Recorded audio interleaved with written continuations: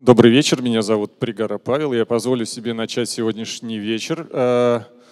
Прекрасно, когда ожидания наши в отношении аудитории немножечко, мы сами себя недооценивали, и наша аудитория еще будет прибывать постепенно. Я пару минут пока я буду говорить несколько важных слов, будет возможность еще найти место и получить оборудование для синхронного перевода.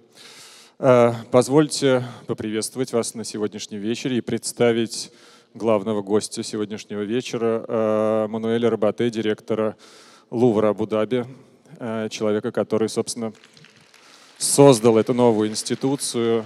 И я надеюсь, мы услышим сегодня очень интересный рассказ. Позвольте также представить вам Анну Кирикову, которая идеолог программы New Now и, собственно, автор всей этой идеи. Позвольте также сказать очень важные слова в адрес Михаила Баженова, человека, без которого сегодняшний вечер не состоялся. И это абсолютная правда. Михаил, огромное вам спасибо за вашу поддержку. Я надеюсь, что вы будете рядом с нами. Огромное спасибо компании «Гинза» и ресторану «Терраса». Огромное спасибо нашему постоянному партнеру в образовательных программах «Манежа» компании «Мега», которая тоже внесла существенный вклад, собственно, в этот вечер. Спасибо всем огромное. Если вы позволите, я передам слово Анне, как, собственно, автору этой идеи. И после этого мы, я уверен, будем очень внимательно слушать Мануэля. Спасибо огромное. Спасибо. Анна. Друзья, большое спасибо. Я просто хочу сказать два слова про нашу программу New Now. Мне кажется очень важным, чтобы мы в Петербурге, город, открытый всему миру и культуре не только классической, но и современной, чтобы мы все вместе с вами оставались в курсе того, что прямо сейчас происходит в культуре. Прямо сейчас происходит в музейных институциях. Мы стараемся в Манеже внимательно следить за этими движениями, и цель нашей программы — пригласить тех, кто прямо сейчас на наших глазах что-то изменяет в этой области. Мануэль Рабате, директор музея Лувра Абу-Даби, который открылся осенью 2017 года. Абсолютно новый, свежий проект, который позволяет совершенно новым, свежим взглядом взглянуть на то, как делать музеи, и на то, для чего нам с вами ходить в музеи и как нам ходить в музеи. Давайте поприветствуем Мануэля.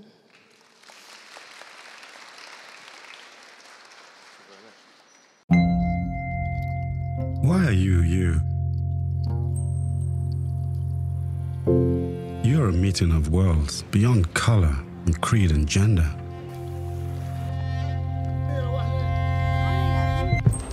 Together, we reflect all cultures, all ways.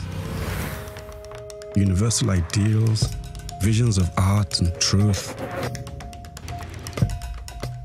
We are the link between the past and the future.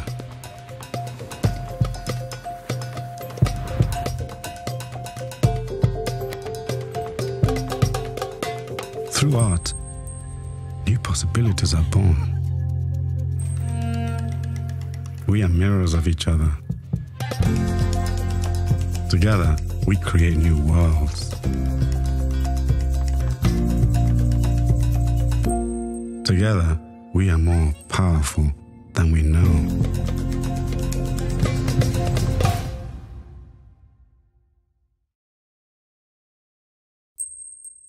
It was a wonderful poem read and written by Ben Okri, the famous Nigerian Booker Prize poet, author, and so on, who offered us this first introduction to Louvre Abu Dhabi. We had this little movie shot for the opening of the museum, and it's a pleasure to share that with you. I must say how pleased and honored I am to be today with you in St. Petersburg. Louvre Abu Dhabi is a universal museum, and you have, in this incredible city, in these incredible cultural cities, one of the most incredible universal museum of the world, the Hermitage. You have very active scenes. Manège is so dynamic. We knew the name, and I'm very happy of the connection. I wanted to thank Pavel Prigara and Anne Kilikova for this meeting, for this friendship which is just starting and hopefully it's going to go further. I wanted to thank Michael Bazenov for your support. I think it's much appreciated. The lover of culture are always dear to museum people. I will try to share with you in less than an hour some elements on this very incredible project, incredible new institution which is called Louvre Abu Dhabi. The first thing, and this is one of the links with St. Petersburg, is that when we say Universal Museum, we are putting ourselves in the family of the universal, the encyclopedic museums. British Museum is maybe the first one historically. The Hermitage is one of the main ones. The Louvre in Paris is today the most important in terms of visitor in this big family. But our Universal Museum is very specific. It's the last one in the family. And it was born in a very specific place. You see on the map, Abu Dhabi. Abu Dhabi is, at the same time, the capital of the UAE, of the United Arab Emirates, and the city, the capital city. So you have to imagine it's really the core of the UAE Emirati identity. This is an explanation of the strong meeting point between the Louvre and Abu Dhabi. We also are not disconnected. We read absolutely not true. Of course, Louvre Abu Dhabi is between sand and sea, physically, but we are in a very active cultural environment, which is starting several decades ago. The UAE have been created as a state, as a country, in 71, 40 and something years ago.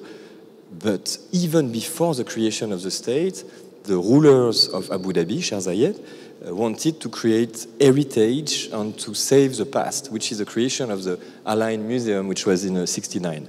And you see, this is a rendering. This is the master plan of Saadiyat Island, the island of happiness in Arabic, which is part of Abu Dhabi archipelago.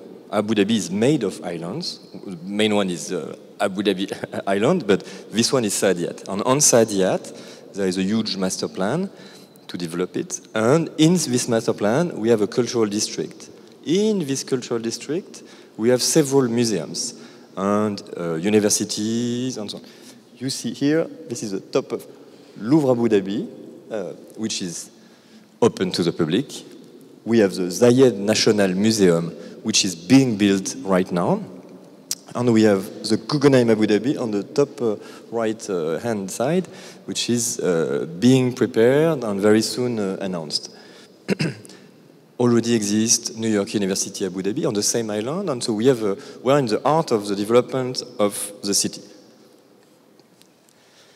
It's very specific and very political project from the start. What is very important is to understand it is starting with the vision of Abu Dhabi, and then there is a meeting point with the French state. So in 2007, 6 March, an intergovernmental agreement is signed between the two countries. And this is let's say the DNA, the birth certificate of the museum. The moment both countries agree in creating what was called a universal museum between East and West and a meeting point. We have then lived through 10 years of project.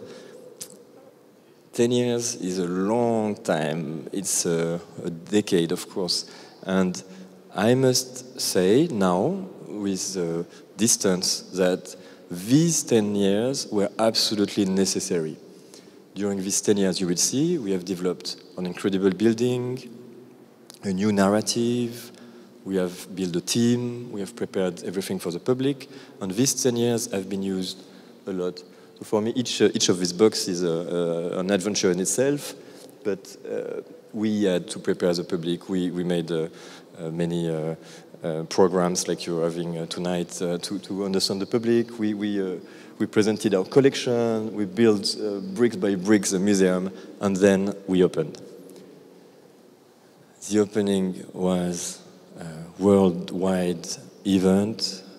You can see here the ruler, the crown prince of Abu Dhabi, and President Macron, who were with the two men who on each side were working on the project, Mohamed Al-Mubarak, the chairman of the Department of Culture and Tourism, and Jean-Luc Martinez, the president of the Louvre. So these two institutions have been the good fairies looking after the birth of Louvre Abu Dhabi. It was an incredible feast, and even some of our English colleagues like Tristram Hunt recognize that this has been a major step in the story of museum, in a new chapter. We managed to play on to project, you know, a museum, you always have the conflict or the tension between the building and the collection. And the Hermitage has this, the building is so massive, so impressive, and the collection is so rich. So how do you strike a balance? We managed for the opening to project the collection on the very wall of the museum, which was a way to play with this tension. I will explain Louvre Abu Dhabi, try to tempt you to come. It's only 6 hours. It's very close, actually. By presenting 4 pillars. The first pillar of the identity of the museum is the architecture. You can recognize Jean Nouvel, Pritzker Prize, a French very famous architect, working everywhere in the world, who has a long history of working with the Arab world. He was one of the most iconic buildings is Institut du Monde Arabe in Paris, but his close connection with the Arabic Peninsula is always deep and active. Jean Nouvel invented for Abu Dhabi a museum between sun and sea, a museum which is surrounded by the sea on 4 sides, which for museum people is horrible because it's worse. Water is annoying. We are in a very difficult environment. It's really complex. So the building from the start has to be at the highest standard of protection from the artwork and protection of the public. Jean Nouvel is what he called a contextualized architect. It means that he always, when he's commissioned, you will see you will recognize his style, but all of his projects, all of his major projects are different and always, let's say, nurtured by the very place he is. In this case, he, took his inspiration from some element of the Arabic architecture and identity. He played on Musharabiyya, you see on the top, which is this sort of windows by which you can still have the wind passing through. You can see a little bit, but not completely. He was inspired by the light that you can get in some old souks when the sun, very strong sun, is passing through the leaves or through the branches, so the protection of the roof, which is an effect that you also find in the oasis, and especially in the oasis of Al Ain, in which the palm tree are creating an effect, and indeed it's very tangible, the rain of light appears. And I think this is something very important for Jean today, working on the architecture, but the architecture in the context of also of urbanization. He was playing with the Medina, which is a word in Arabic to mean a city. So with all these elements, he invented what we call the rain of light, and another Arab and Islamic pattern is the dome, the cupola. He put on top of a sort of a medina in which every room of the museum is actually like a little house, all connected. He put this incredible 7.5 thousand tons dome made of stainless steel and aluminium, all of them produced in Abu Dhabi, in Mosafa. And we have 8 layers, 4 on 4, anchored in a sort of a core. And this dome is at the same time extremely powerful, extremely strong, and at the same time very light and letting the light go through. And you have, with dust in the environment, you really have a rain of light, like a projector in the Mariinsky theater when the dust, the light beams is caught, and there is a materialization of the light. In Institut du Monde Arabe, he had a Moucharabieh system which was moving, and people were questioning how does it move, is it a motor, and so on and so on. In our case, what is moving is the sun. So the sun, there is no glass, so the effect is that this rain of light moves by the minute. You can spend 1 hour outside, maybe not in the summer, and you would see this ray of light, this sort of beam changing slowly like a kinetic sculpture happening around you. So it works in the day. It's also wonderful at night. We play on the Venice. You have a Venice reminiscence with pillars in the water, which is also sort of a dream of a laguna. And during the construction, we had the question of contemporary art. You will see in the second pillar that the content, the artwork that we're presenting are very specific. But what is a museum is already an artwork. But how can you interact with living creators, with artists? What can you do and what has a meaning?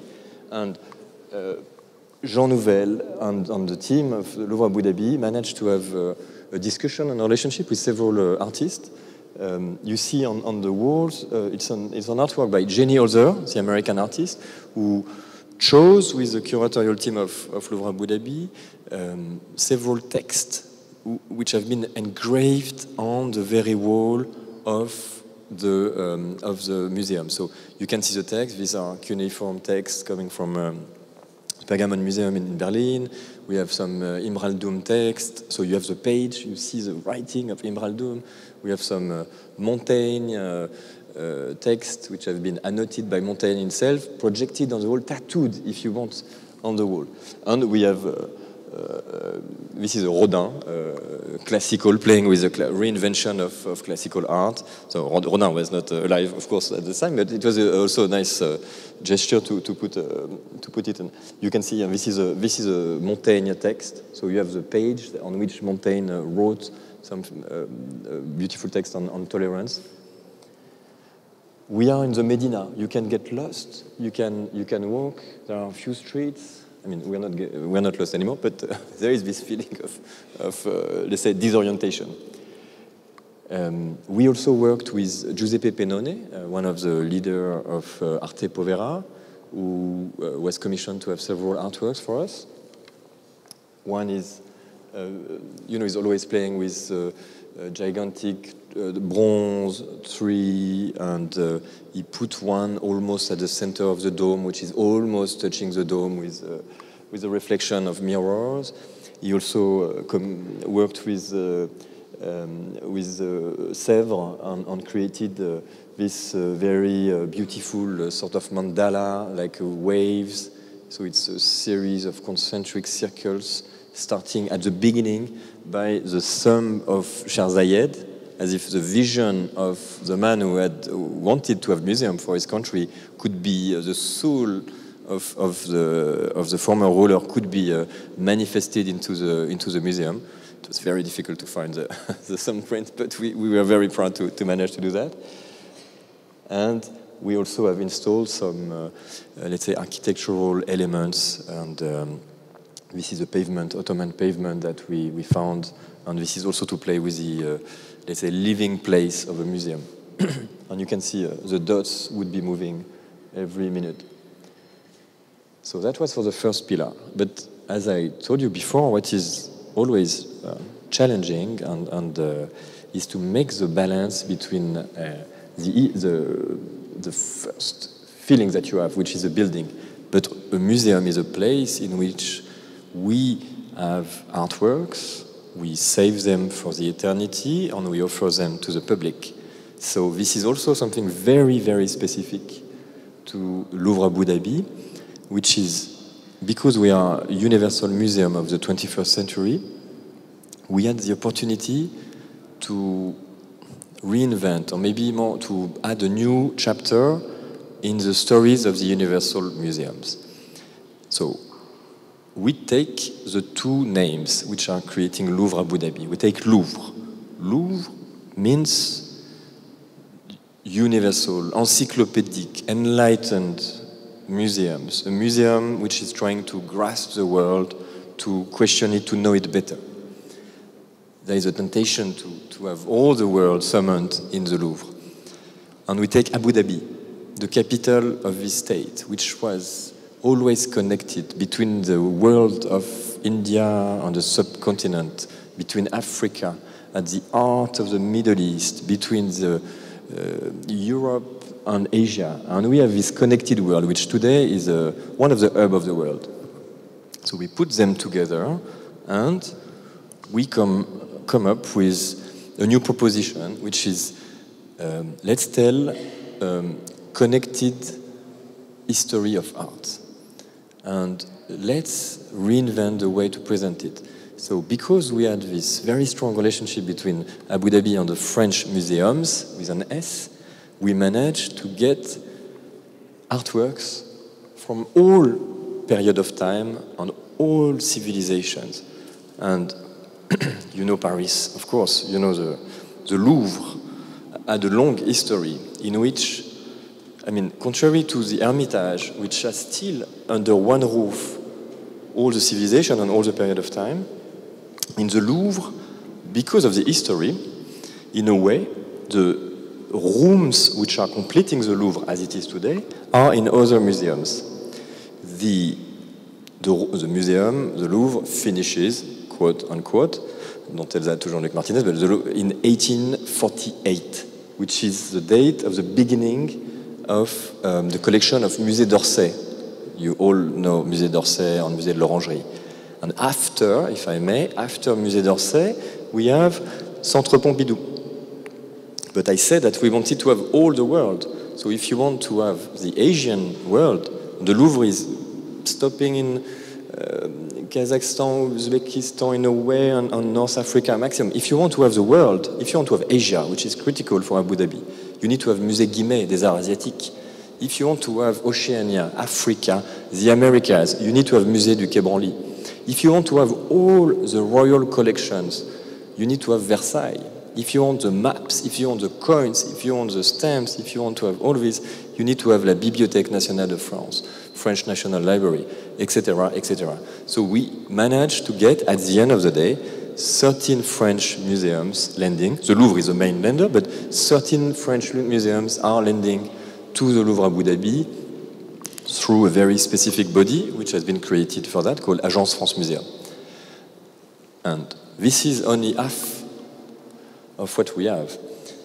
We have this access to artworks through the French museums. But we also, during the 10 years of the project, we have created a universal collection for Abu Dhabi. And we have established our first relationship with regional and local museums. You can see here we worked with all the museums of the UAE, and this artwork is one of the oldest artifacts found in the UAE, and it is a vase found in an island called Marawa, and this artwork found in the UAE is actually coming from Mesopotamia, 5,000 years ago, minus 3,000. So it is a connection between Mesopotamia and the Arabic Peninsula, dating in this day. So when we talk about connection and exchange, I think this object is key for us. We also managed to have the Guggenheim Abu Dhabi and Zayed National Museum. Before they opened, they already lent to us, and of course our friend from Ras Al Khaimah. We also have established relationship, and museums are all about relationship and working with our peers. We have worked very closely with Amman Museum in Jordan, to have this incredible double head statues, which is at the beginning of the parcours. We worked with our friends in Muscat, and we worked with our friend in Saudi to get artworks anchoring us in the place. So, so we have all these artworks. What could we do with them?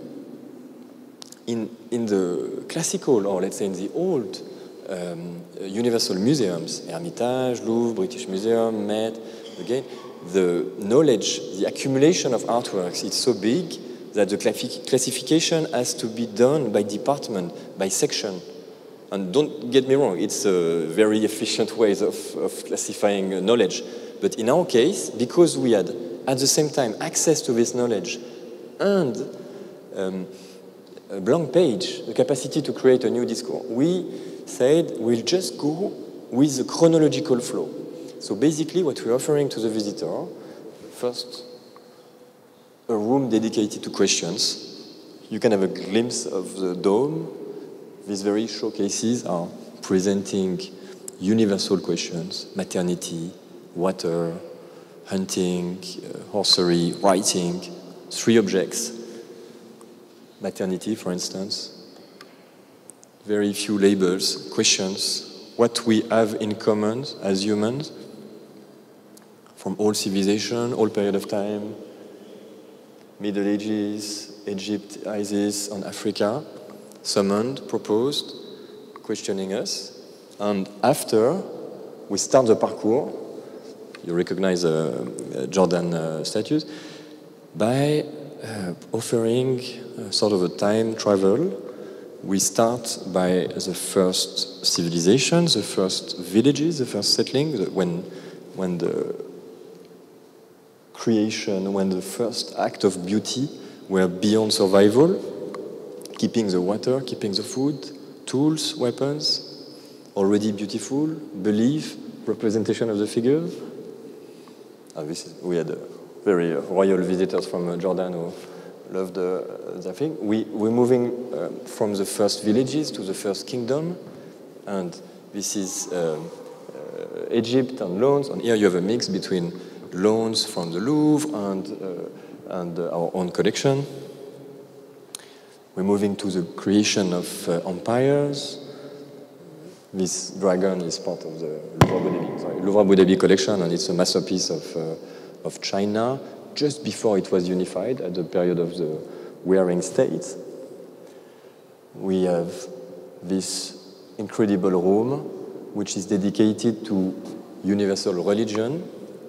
We are in the Middle East, in the heart of the Middle East, and we are presenting with the total commitment of Abu Dhabi's authority in this museum, which is a governmental museum of Abu Dhabi, an incredible testimony of tolerance and respect between all the religions. We are again questioning symbols and the balance on common points. We have this incredible room just close to it in which we are presenting a Torah, a Bible, a Quran, and some sutras from Hinduism. And we are offering that to the visitors in total respect and balanced way. We are moving, we also have some icons, and we are then moving to the moving in time. On this period, this section is more dedicated to the routes of exchanges between China up to Europe, and how the Islamic world was in between. Incredible Buddha. This is also we are still acquiring and still developing the collection. The French museums are going to limit their loans after 10 years. So we need to make sure that the Louvre Abu Dhabi can have its own collection. So this Buddha was one of the, we presented it in last November. Sorry. This is also one of our key, this is one of the masterpieces of the Islamic collection of Louvre Abu Dhabi.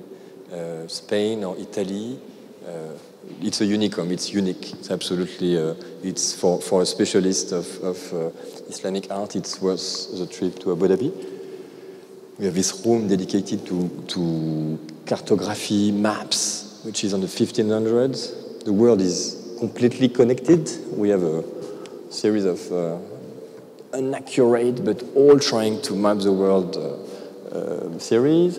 We have magnificent Louvre, loan from the Louvre, the Belle Ferronnière in display. She's going back to Paris soon, but she has been with us for 2 years. And we have always new loans from the Louvre and a clin d'œil to Russia with Vigée Lebrun, which is coming very soon to Louvre Abu Dhabi, with the lady in waiting of Catherine II. We move to history, to 18th century, with modernity, some very powerful Washington, Napoleon, the historical figures, the representation of power. We move to the 19th century with Impressionism, with the birth of modernity.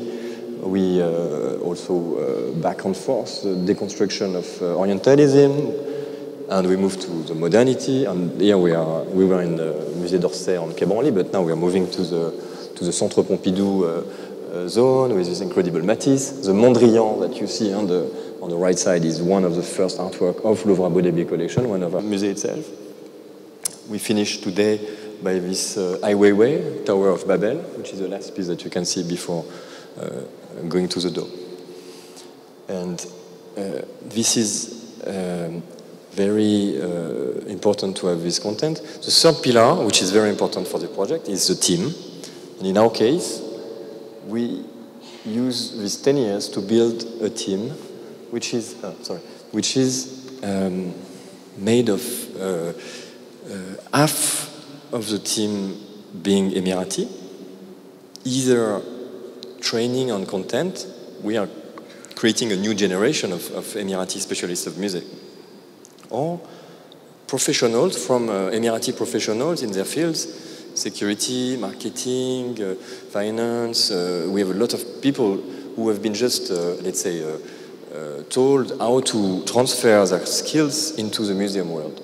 And the rest of the team is composed of international people, a bunch of French, as you can hear from my accent, but people from all over the world. And this is also the beauty of Abu Dhabi and the UAE. You have 200 nationalities which are composing the very fabric of the society. And we are a very active museums. I was talking about the social fabric. It's very important because it's an intergenerational project. We have put at the heart of the museum a children museum, a real children museum. I mean, it's not a reproduction. It's a place in which we have masterpieces offered to the children, maybe a little lower, and with high-tech and low-tech technical tools to educate. You can see a cat mummy. We also have a very active program of exhibitions, traveling exhibitions that we are commissioning to the French museums today. This is our special relationship also, but plenty of projects are open to discussion. And we are, so this was the first exhibition, which is a little bit of a manifesto, the parallel between the creation of the Louvre in Paris and the Louvre Abu Dhabi. This one, from one Louvre to another, not the opening, but 2 months after. We had another exhibition which was, let's say, a zoom on this room, on cartography, on maps that I was telling, like plenty of maps from all over the world, thanks to Bibliothèque Nationale de France. And then we started our first complete season, Japanese Connection, exhibition with Orsay, showing the influence of French artists by the Japanese prints and so on. Beautiful one. We had our key exhibition of the season was Roads of Arabia, an exhibition which has been traveling the world, invented in the Louvre, but reinvented for Louvre Abu Dhabi with artworks from the UAE, not only from Saudi, but from the very region we were in, and with incredible loans from the Louvre. We had, and this is another link with St. Petersburg, we hosted the Leiden collection, which was in Hermitage, I think 8 months ago, and again, we had a discussion with the Leiden collection and with the Louvre, and we had a very specific version of the exhibition for us with fantastic loans from the Leiden collection, but also from the Louvre. It was for us the moment to show our latest acquisition, a little Rembrandt, our first Rembrandt. I don't know how many Rembrandt you need for museum, but we see incredible sketch of a young man, study of the figure of the Christ. We are very proud to exhibit. So it was in the exhibition, and it will be soon in the galleries. We have currently an exhibition on photography, on the birth of photography. Again, the idea of connecting of universal approach, photography as a universal medium, and how it affected all the world. Western invention, but developed everywhere, with one of the first picture of the Mecca taken by an Arab, not by the Western gaze, but by an Egyptian photographer. Something very important also, some of the first Russian photography taken by Russian photographer. All these are a collection of Musée du Quai Branly. This album is very precious, so we are very pleased to have it open and offered to the public. And funny enough, we finished our first new season by an exhibition in which we have many clin d'œil to the Russian society, to open by a new one in which we have also a good representation of Russian artists. So this is a new exhibition opening on 18th of September called Rendezvous in Paris, Picasso, Chagall, Modigliani and Co. And it's not announced officially, so I think it's a premiere to share the date, but on the title. And we will show how, in a way, Paris, from the beginning of the 20th century to the 40s, is a place in which people come from all over the world. And most of the artists are not French, actually, but they're all creating in a interconnected culture, creating what will be the modernity. Picasso, I'm going too fast.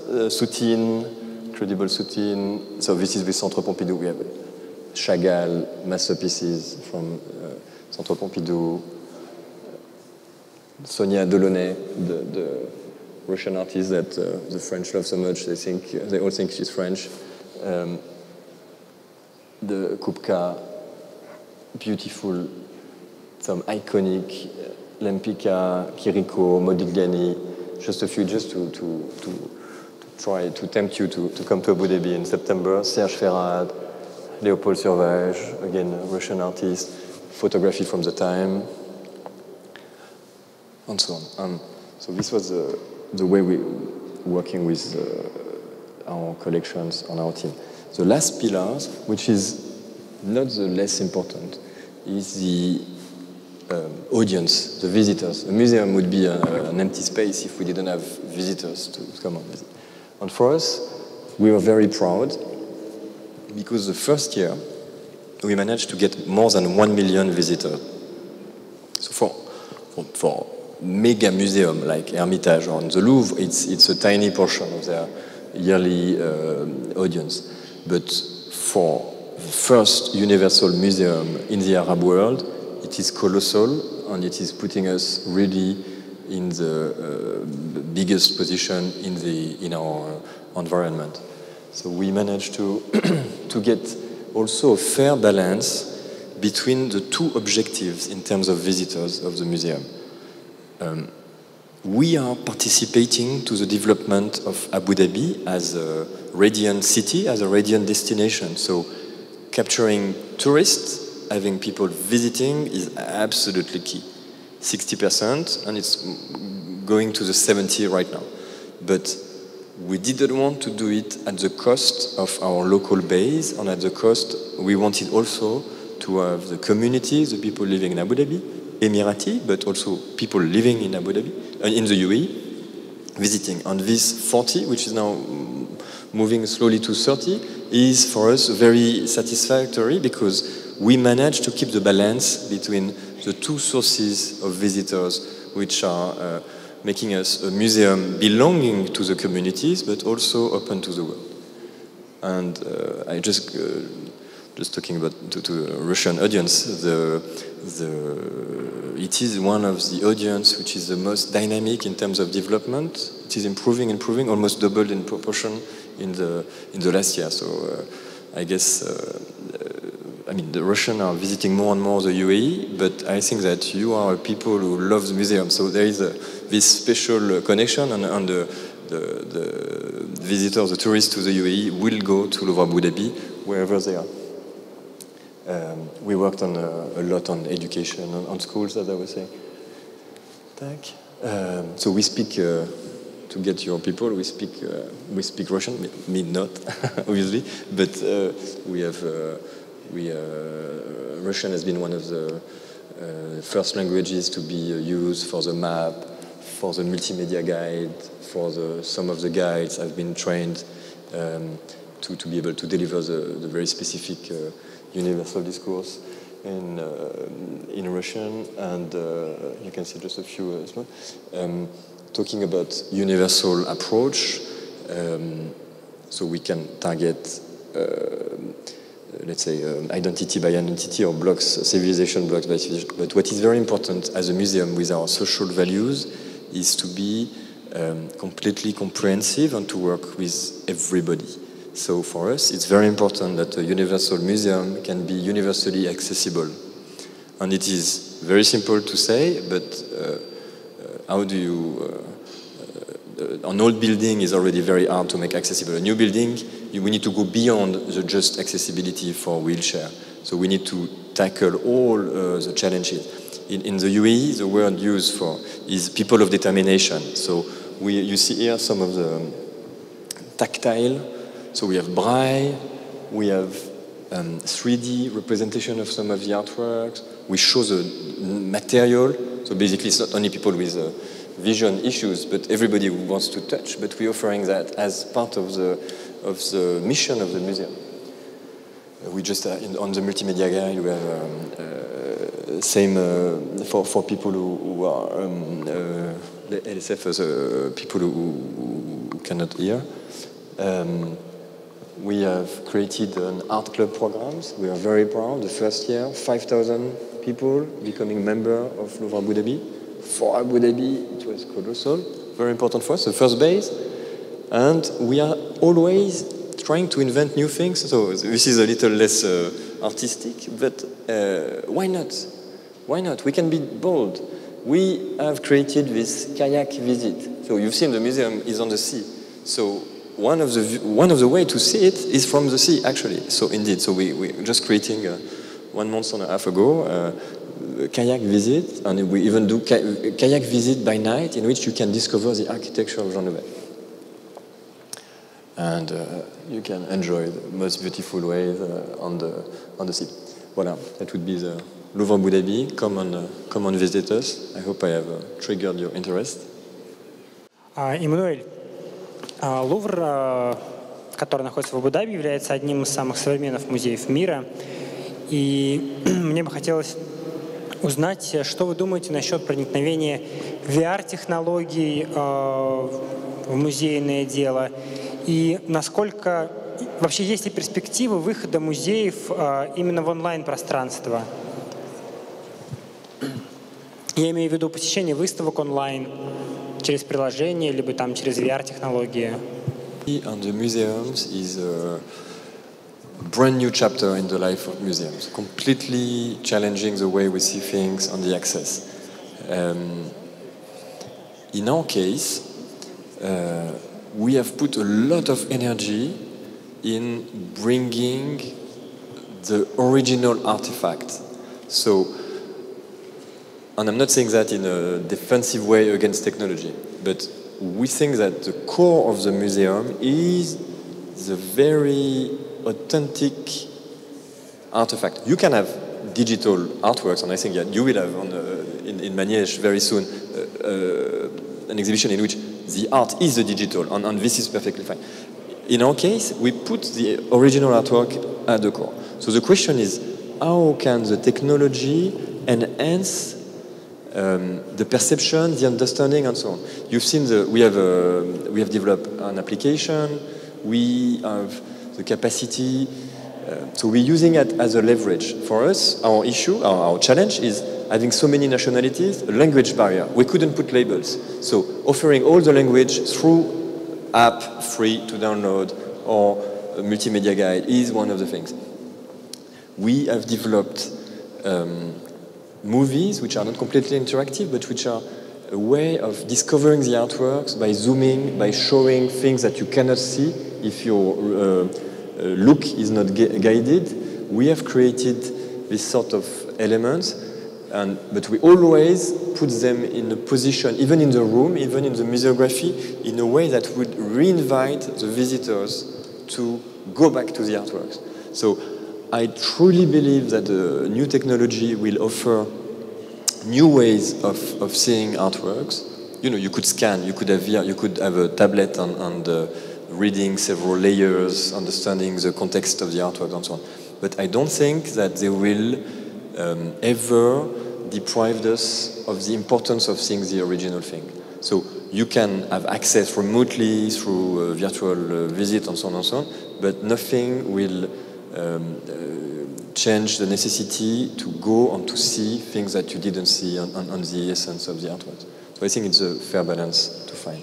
You informed us about rain of light subject. What about real rain? Is some protection system against rain? What is probability of rain in Abu Dhabi? Second question. It was some information about time which visitors spent in museum. How did you measure it? Can you repeat the second one? Time which visitors spent in museum. Yeah. And third question, is some agreement between Louvre Paris and Louvre in Abu Dhabi? How did you get something from Paris? You have to pay for transportation, for insurance, for security. If it's not confidential information, please inform. Thank you. Thank you. I really like the first question because this is one I get a lot when we are under the dome itself. And it does rain in Abu Dhabi. Not that many times, but it does. And when it rains, which means the rain goes through the dome. I don't know if I mentioned clearly, but these 8 layers there is a little net of safety to protect the people or object from falling, but there is no glass.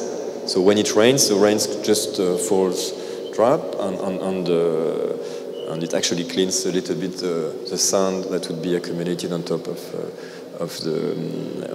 What is very important for us is we have a very high-tech building, and so we have a very good control of the hygrometry and so on and so on. So it's a very tight. So everything we've seen in the rooms is very well measured. And outdoors, it's just very nice. It rains and it's drained and so on. It's actually the dome is creating a sort of a microclimate. It's a little less warm. I mean, I wouldn't say AC way, but it's a few degrees less than what you have outside, and it's actually, even in summer, quite pleasant to be under. But when it rains, it rains. First question. Second question was the time. The time.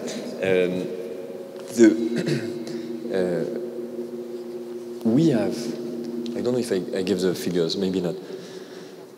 We have 6,000 square meters of permanent galleries, which is, I think it's 4,000 square meters here, 4,500. So it's like 150% of the size of Manège.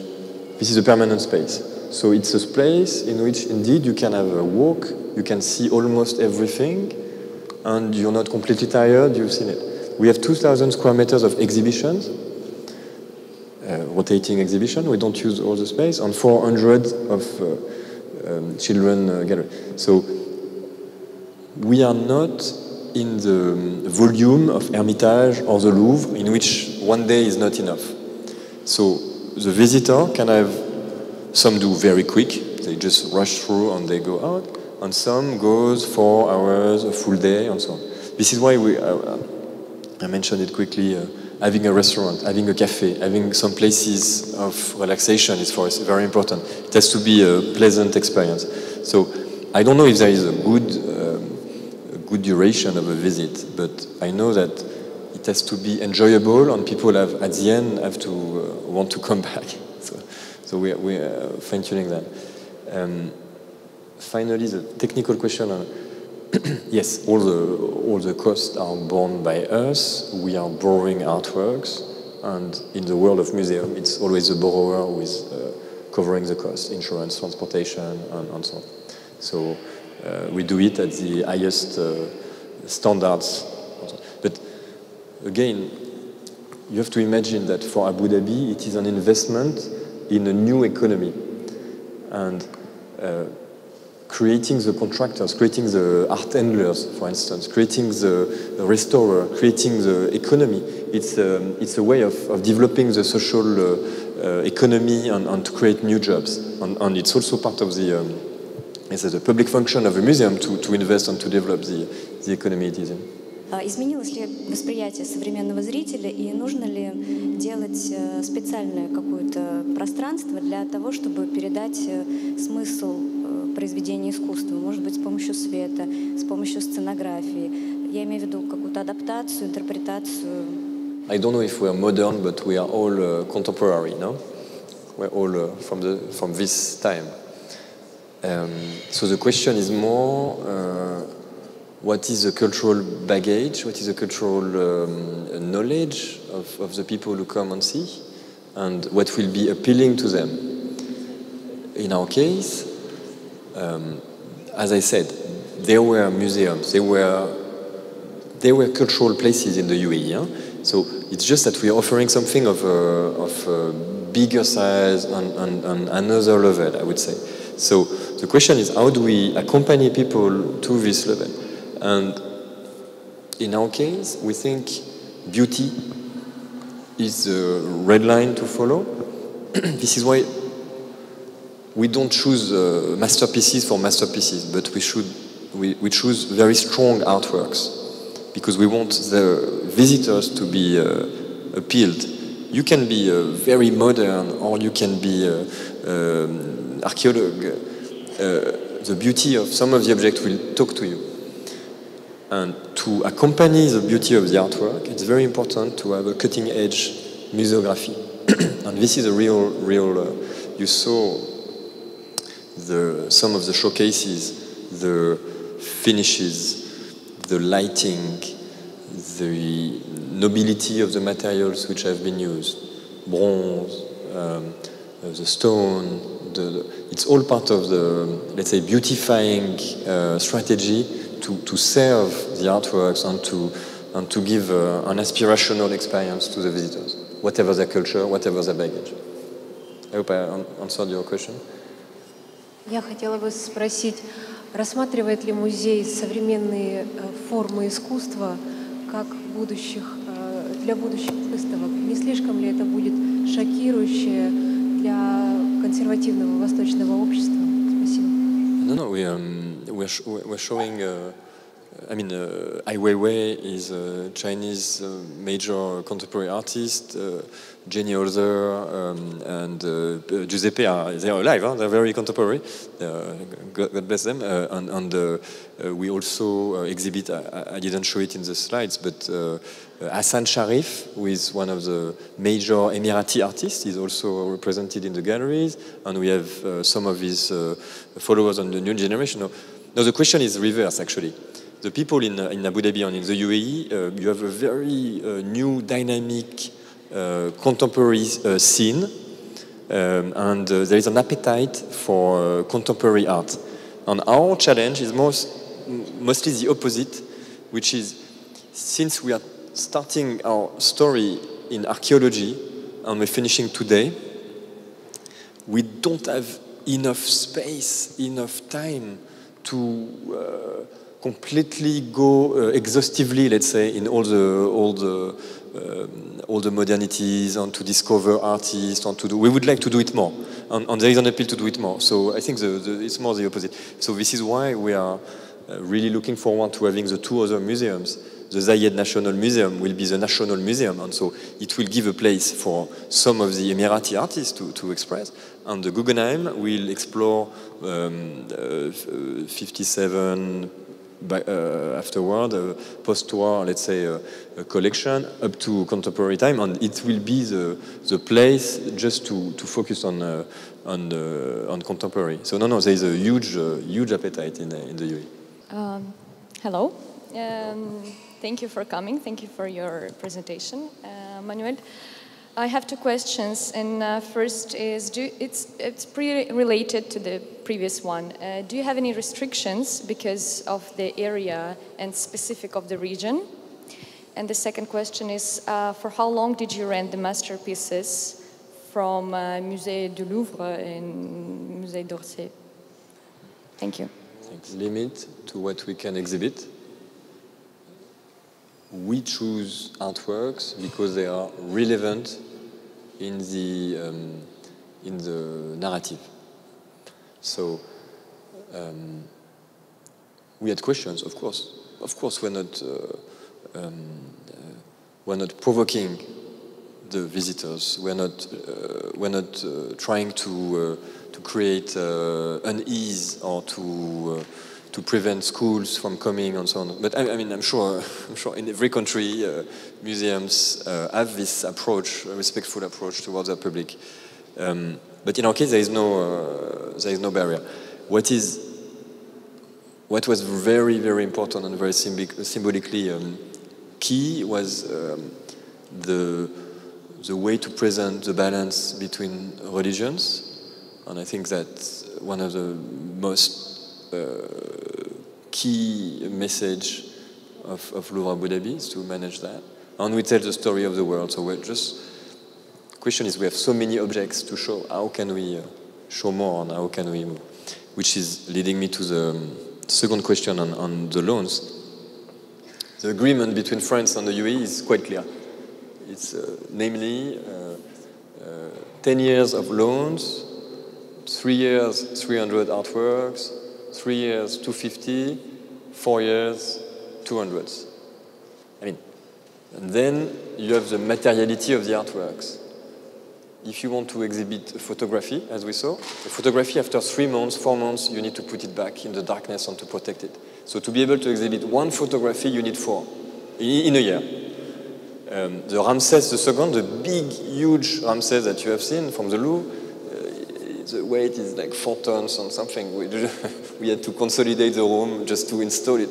So this one is with us for at least 2, 3, maybe 4, who knows how many years, because it's monumental and so on. So each of the artworks that we have has a time limit attached to it, which is based on the discussion between Louvre Abu Dhabi and the French Museum Landing. And so we discuss permanently. And permanently, we have new artworks coming and living, and it's the life of the museum. Thanks. Good evening, Emmanuel. Glad to see you in St. Petersburg. Yes, welcome to the wonderful cultural city. Yes, so my question is, I'd like to know who is the formal owner of your museum, formal owner? Yes, and who invested the most part of financial assets in the creation of this magic place? Whose side does this museum belong to, Arabian or French? Thank you. Sorry if I was not clear enough, and thank you for precising that. It is an Emirati governmental museum. the owner is the government of Abu Dhabi. My boss is the chairman of the Department of Culture and Tourism of Abu Dhabi. Mohamed Al-Mubarak, and the undersecretary of the, so it's like a department in the English, in the American, meaning Ministry of Culture and Tourism, which has a portfolio of activities of several museums, including the Louvre Abu Dhabi. So the ownership, the works have been financed by Abu Dhabi government, the acquisition, artworks, and so on. And all the contracts are between government and government. So, yeah, governmental entity. The relationship with the Louvre and with the French Museum comes at a different level, which is more the respect of the brand, respect of the name, respect of the lender, but it's another level of governance. Very important, and it's something which is demanding on us, but the chain of command is Emirati. Manuel, thank you for coming. And just a short question. Do you plan to show to the public and attribute Salvator Mundi in the nearest future? And when can it happen? What do you think? If it will happen? Alors, as we, there's a connection. Louvre Abu Dhabi doesn't own this painting. We announced previously that we were not exhibiting it, and we are not exhibiting it. Did you organize any festivals, and what were the genres of these festivals? Have you got any multi-genres events, or maybe you have any plans about it? You mean in Abu Dhabi? Yeah, in Abu Dhabi. Yeah. Thanks. Alors, we are very young, 17 months, very young baby museum. So we are, the festivals, we celebrated our first birthday in a festival format, but today, the event of the life of Louvre Abu Dhabi, alone, waiting for the other museums to be born, is more organized around the season. 4 exhibitions in the season from September to June. So this is our rhythm. There is in Abu Dhabi something which is not organized by us, but which is an echo of the, like what you have here, the cultural forum. There is a cultural summit happening in Abu Dhabi every year also. 5th edition is coming this year, which is also very dynamic and bringing people and that's the closest thing that we could have to a museum or cultural festival. But today, we are not at the critical mass of having a purely dedicated festival of museums. But what is your attitude, I mean, you're as Louvre Abu Dhabi, to performance art, to performative, like various forms of this art, and do you plan any projects to, I mean, concerning, again, performance and so on? Sorry, I'm not sure I got, because of the echo, yeah, performing art, you said? Yeah. What is your attitude to performance, I mean, as a form of art, and do you have any plans or projects concerning Okay. Macro level, in the first master plan of Saadia, Thailand, there was a place designed by Zaha Hadid called the Performing Arts Center. And there is, similarly that the question on the creation, modern creation, there is a call in Abu Dhabi for a beautiful performing stage. We have several ones. New York University is quite efficient. The Emirates Palace, we have stages, but we don't have a symphony and so on. So there is a call for that in Abu Dhabi, and the authorities are thinking about it. At Louvre Abu Dhabi level, we had lots of performances for the opening. We invited the world. We had artists from all over the world to perform, like we did with artists, with performers, outside the museum, what we did inside the museum. We have kept this momentum for a while, inviting the world and so on. Today, but it was the opening. This was like the fire blast of the opening. Now we are in a strategy of, let's say, using performances as an amplification of our exhibitions. So for instance, with Rendezvous in Paris, the next exhibition, we will have performers from Paris with Théâtre du Châtelet. We'll do a co-production to have a machine, Cocteau machine, surrealistic machine. So we will have an incredible show under the dome. Hope it's not raining. Connection to the other question. And we will have this machine playing as a game on the modernity and so on. We try with each of our exhibitions to find performances that will amplify. Our mandate is not to be a performing art place, but we use performances in the language of Louvre Abu Dhabi. We have a small auditorium, 270 seats. So each time we want to do big show, we need to go outside. But the dome is a natural feast for the performance. Hello, Manuel. Thank you very much for the presentation. And my question is, how would you describe the uniqueness of Louvre Abu Dhabi? Like, if, for example, I would have to visit just one museum in the world, why would it be Louvre Abu Dhabi? Sorry.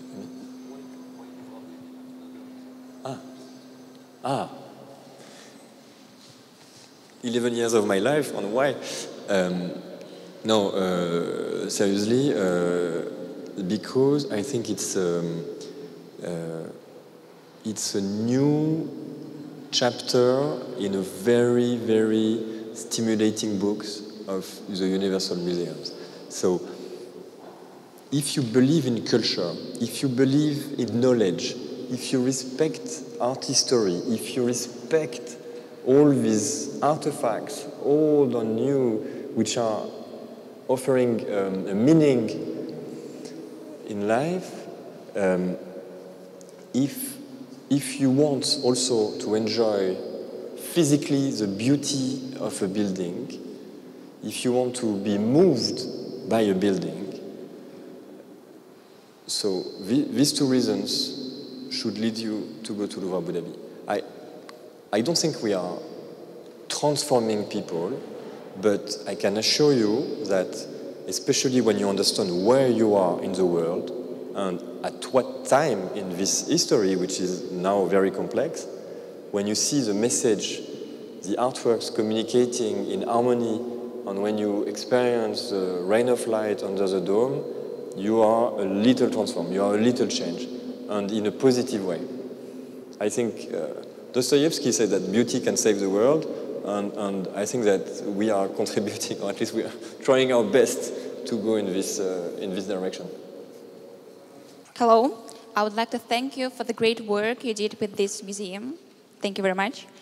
I wonder if you have any internship programs for international students, maybe some educational programs, because I suppose that such a great and modern institution would be pretty attractive for international art history students.